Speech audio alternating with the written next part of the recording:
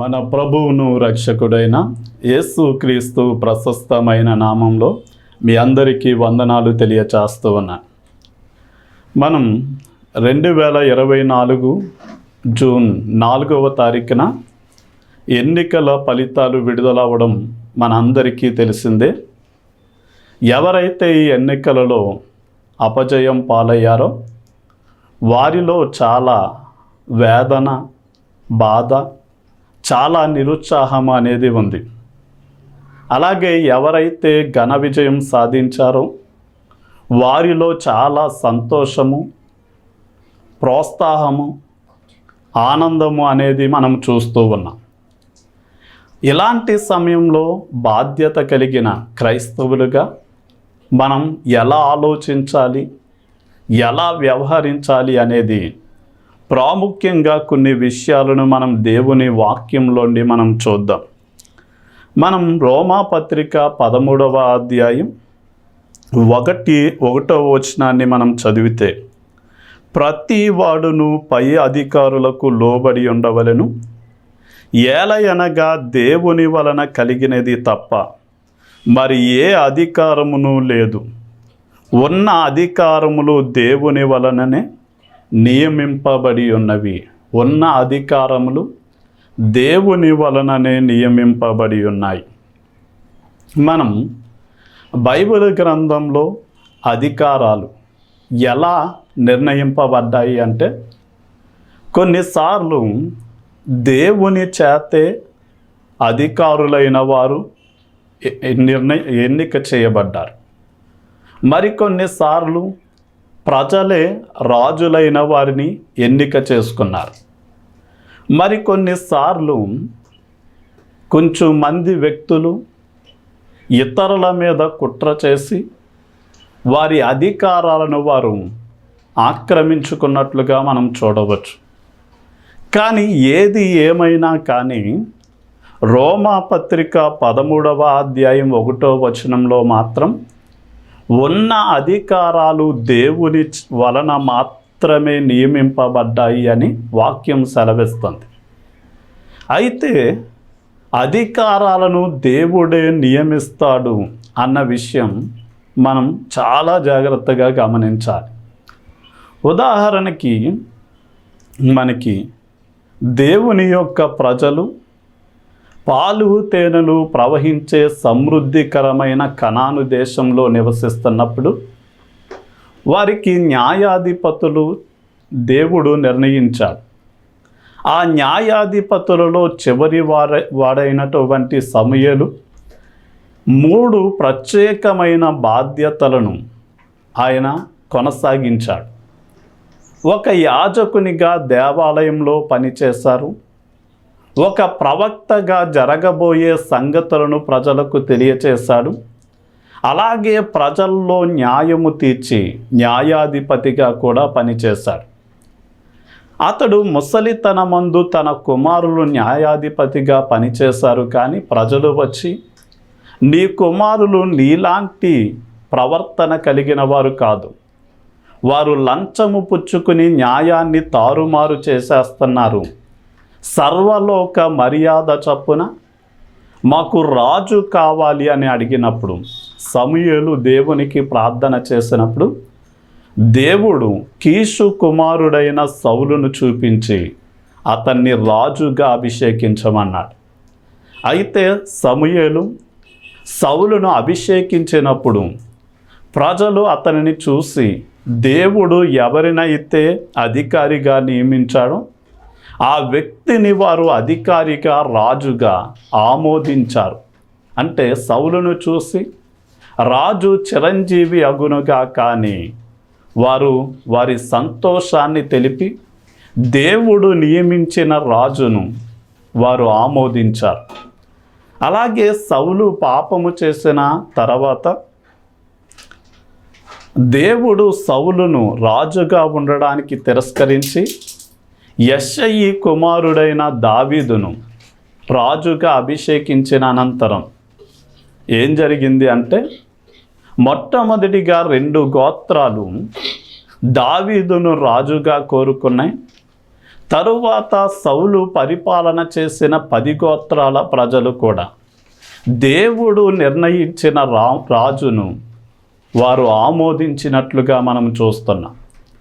ఈ రోజున భారతదేశాన్ని పరిపాలన చేయడానికి నరేంద్ర మోడీ గారిని దేవుడు నియమించిన ఆయా రాష్ట్రాలలో ఆయా ముఖ్యమంత్రులను, ఆయా ప్రాంతాలలో ఆయా ఎమ్మెల్యేలను దేవుడు ఎన్నిక చేసినప్పుడు లేక ఏర్పాటు చేసుకున్నప్పుడు మనము దానిని ఏం చేయాలి అంటే ఆమోదించాలి అన్న విషయం మనం గ్రహించాలి. మనం రోమాపత్రిక 13వ అధ్యాయం 6వ వచనాన్ని చదివితే, ఏలయనగా వారు దేవుని సేవకులయ్యుండి ఎల్లప్పుడూ ఈ సేవయందు పని కలిగి ఉందురు.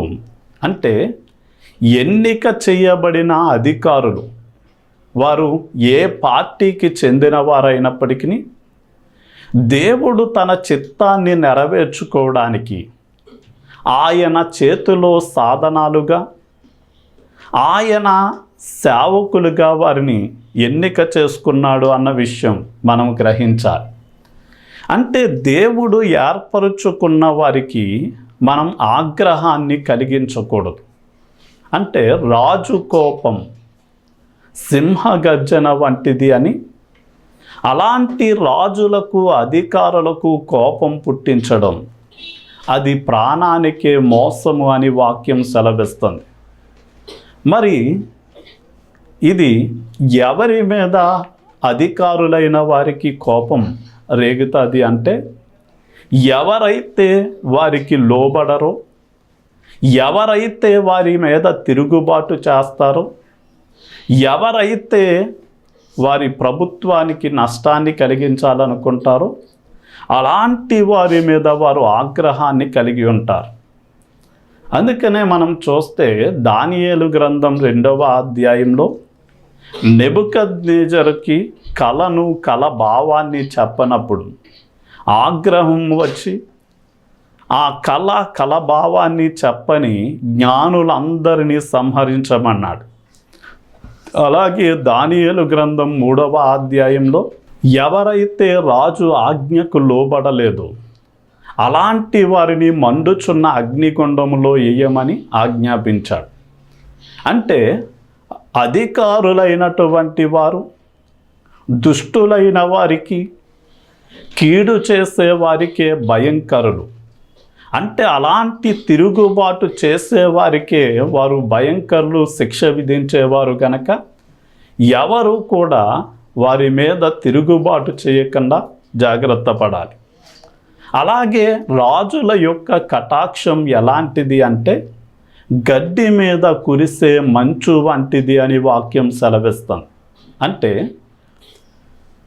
మనం చాలా జాగ్రత్తగా ఆలోచన చేస్తే మన అధికారులైన వారికి మనం లోబడి మంచి ప్రవర్తన కలిగి మనము మంచి కార్యాలను చేసినప్పుడు అలాంటి వారికి మెప్పును, ఘనతను వారు కలిగించేవారు, అలాంటి వారిని సంరక్షించేవారు గనక మనం చాలా జాగ్రత్తగా గమనిస్తే హేరోదు కుమార్తె నాట్యమాడి హేరోదు రాజును సంతోషపెట్టినప్పుడు నీవు ఏది అడిగినా ఇస్తాను అన్నారు.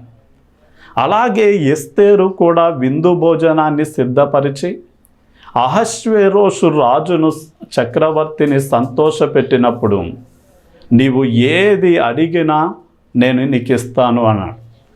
అంటే అధికారులైన వారు దేవుని సేవకులు, వారిని ఎవరైతే మంచి ప్రవర్తన కలిగి అందరికీ మేలు చేస్తారో అలాంటి వారిని సంరక్షించేవారు, అలాంటి వారికి మెప్పును, ఘనతను కలిగించేవారు గనక వారికి కోపము రేపక, వారి మీద తిరుగుబాటు చేయక, వారికి అన్ని విషయాలలో మంచి ప్రవర్తన కలిగి మనం మసులుకోవలసిన వారమై ఉన్నాం.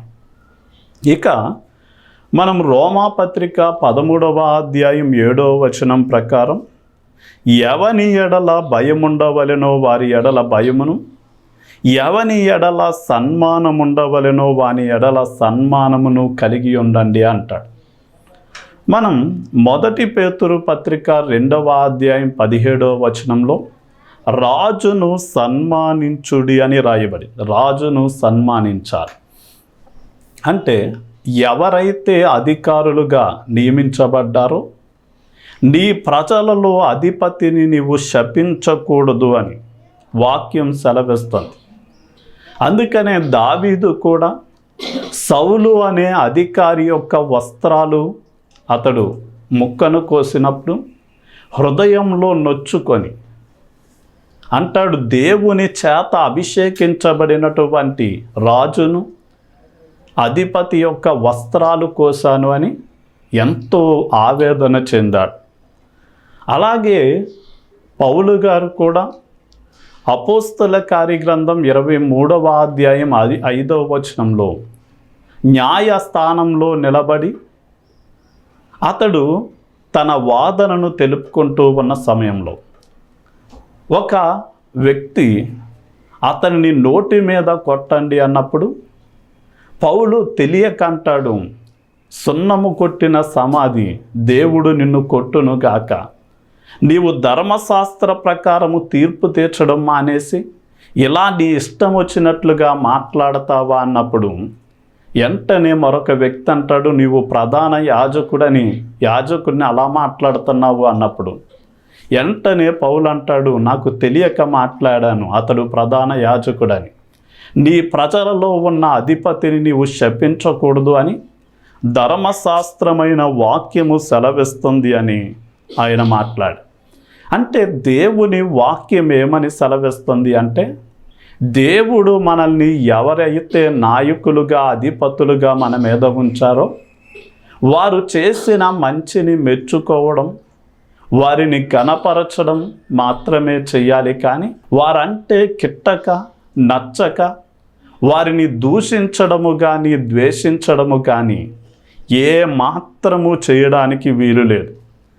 మనం రోమాపత్రిక 13వ అధ్యాయం 5వ వచనాన్ని మనం చూడగలిగితే, కాబట్టి ఆగ్రహ భయమును బట్టి మాత్రము కాక మనస్సాక్షిని బట్టి లోబడి ఉండుట ఆవశ్యకము అంటాడు. లోబడి ఉండుట ఆవశ్యకం అంటే అధికారులైన వారికి మనం లోబడి ఉండాలి అని వాక్యం సెలవిస్తుంది. అంటే ఏ విషయంలో మనం లోబడి ఉండాలి అంటే, దేశ చట్టాలైన రాజు అధికారులు ఇచ్చిన ఆజ్ఞలైన దేవుని వాక్యానికి అనుకూలంగా ఉన్నప్పుడు మనము ఖచ్చితంగా వాటికి లోబడాలి. మనం చిన్న ఉదాహరణ గనక మనం చూడగలిగితే, తీతు పత్రిక 1వ అధ్యాయం 3వ అధ్యాయం 1-2 వచనాలలో మనము అధికారులకు లోబడి ఉండి మనం ఎల్లప్పుడూ మంచినే చెయ్యాలి అని, మనుషులందరి ఎడల సాత్వికము కలిగిన వారిగా మనం ఉండాలి అని, అదే సమయమందు శాంత గుణము కలిగి జగడాలు దెబ్బలాటలు ఆడకుండా మనము మంచిగా జీవించాలి అని, లోబడి జీవించాలి అని దేవుని వాక్యము సెలవిస్తుంది. అంటే ఇందాక మనం చూసినట్లుగా అధికారులైన వారు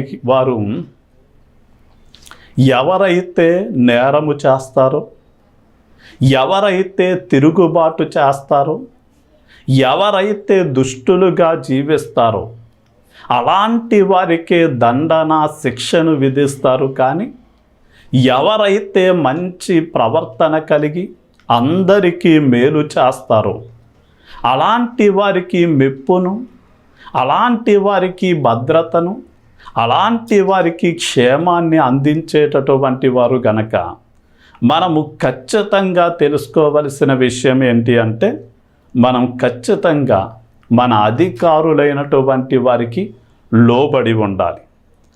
మనం 1 తిమోతి పత్రిక 2వ అధ్యాయం 1-2 వచనాలు గనక మనం చూడగలిగితే, 1 తిమోతి పత్రిక 2వ అధ్యాయం 1-2 వచనాలు, మనము సంపూర్ణమైన భక్తియు మాన్యతయు కలిగి నెమ్మదిగాను సుఖముగాను బ్రతుకు నిమిత్తం అన్నిటికంటే ముఖ్యముగా మనుషులందరి కొరకును, రాజుల కొరకును, అధికారులందరి కొరకును విజ్ఞాపనములను, ప్రార్థనలను, యాచనలను, కృతజ్ఞతాస్తుతులను చెయ్యవలనని హెచ్చరించుచున్నాను అంటాడు.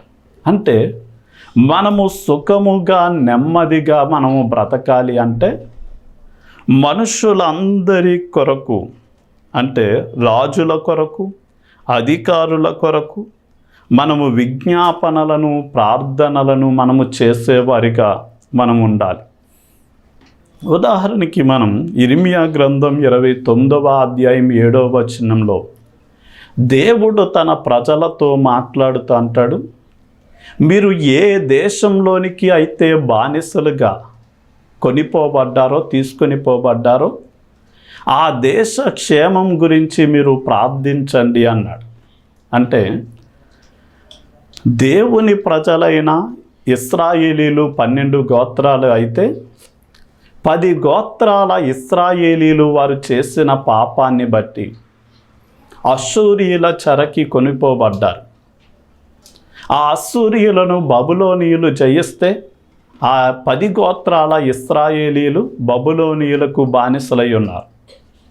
అదే సమయమందు అదే బబులోనీయులు 2 గోత్రాల యోధా బెన్యామీనీలను జయించినప్పుడు ఈ 10 గోత్రాల ఇశ్రాయేలీలు 2 గోత్రాల యోధా బెన్యామీను గోత్రాల ప్రజలు, అంటే 12 గోత్రాల దేవుని ప్రజలు బబులోనీయులకు బానిసలుగా ఉన్నప్పుడు దేవుడు వారితో మాట్లాడుతున్న మాట ఏంటి అంటే, మీరు ఏ దేశంలోనికైతే బానిసలుగా తీసుకుని పోబడ్డారో ఆ దేశ ప్రజల క్షేమం గురించి మీరు ప్రార్థించండి అన్నాడు.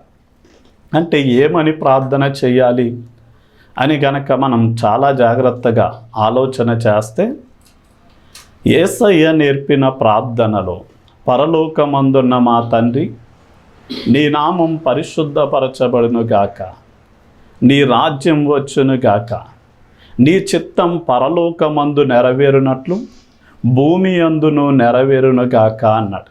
అంటే దేవుని చిత్తము భూమి మీద, అంటే దేవుడు ఎవరినైతే నాయకులుగా ఏర్పాటు చేసుకున్నాడో వారి ద్వారా దైవ చిత్తము నెరవేర్చబడాలి అని మనమందరము కూడా ప్రార్థన చేయాలి. రెండవదిగా మన దేశాన్ని ఏలుబడి చేసే నాయకులకు అందరికీ మేలు చేయడానికి, మన దేశాన్ని విద్యారంగంలో, వైద్య రంగంలో, అలాగే రవాణా రంగంలో, అన్ని రంగాలలో, రక్షణ రంగంలో, అన్ని రంగాలలో అభివృద్ధిలోనికి తీసుకురావాలి అంటే ప్రాముఖ్యంగా జ్ఞానము అవసరమై ఉన్నది.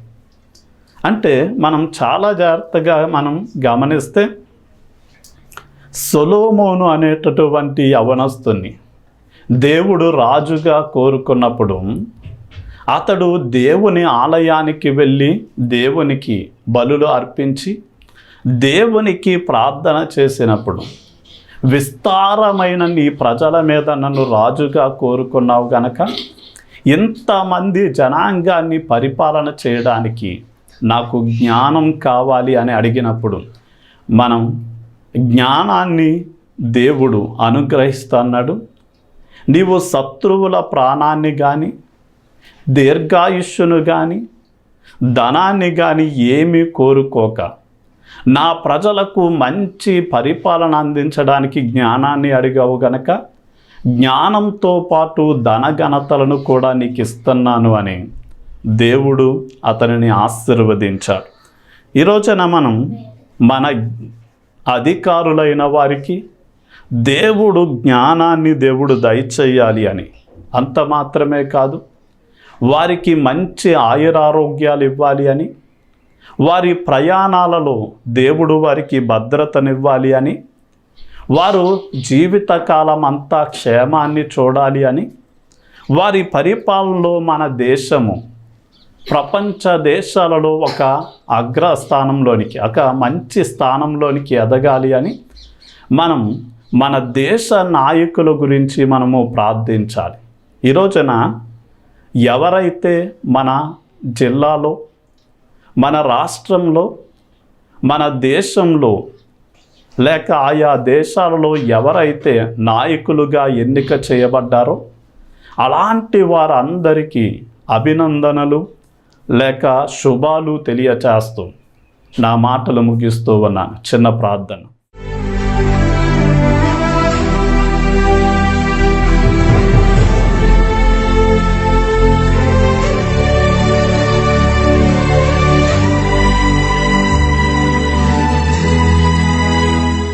తండ్రి, నీకే వందనాలు స్తుతులు చెల్లిస్తూ ఉన్నాం నాయన. ఇదిగో ఈ సమయమందు ఉన్న అధికారములు నీ చేత మాత్రమే నియమించబడ్డాయి అని, ఎన్నిక చేయబడిన నాయకులు నీ చేతిలో సాధనాలు అని, వారు నీ చిత్తాన్ని ఉద్దేశాలను నెరవేర్చడానికి దుష్టులైన వారికి నాయనా వారు శిక్ష విధించేవారు, కానీ ఎవరైతే సత్ప్రవర్తన కలిగి మేలు చేస్తారో అలాంటి వారికి మెప్పును సంరక్షణను కలిగించేవారు అని, అలాంటి మా నాయకులను సన్మానించాలని మీరు కోరుతున్నారు. అలాంటి మా నాయకులకు మీరు లోబడి ఉండాలి అని, అలాంటి మా నాయకుల కోసం ఎప్పుడూ మేము ప్రార్థనలు చేయాలి అని మీరు కోరుతున్నారు. ఈ రోజున అనేక దేశాలలో ఉన్న నీ ప్రజలు నాయన, వారు శాంతిని సమాధానాన్ని ఎందుకు అనుభవించలేకపోతున్నారు అంటే బహుశా వారు ప్రార్థన చేయని కారణము చేత అని నాయన మేము గ్రహిస్తున్నాం.